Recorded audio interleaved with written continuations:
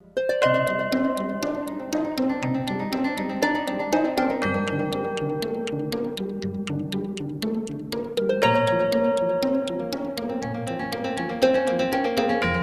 one of the things that sets the product conclave apart are the 6 networking sessions.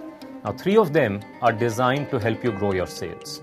In one session, you'll get to connect with some of the most important CIOs in the country. In another session, you'll get to informally interact with senior executives of system integrators interested in partnering with small product companies.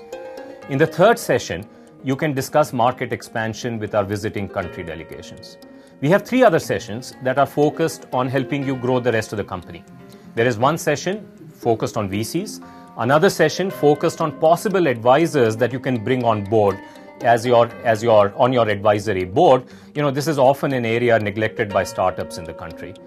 And I think perhaps for the first time, we have a session that is going to help you hire senior executives into the company.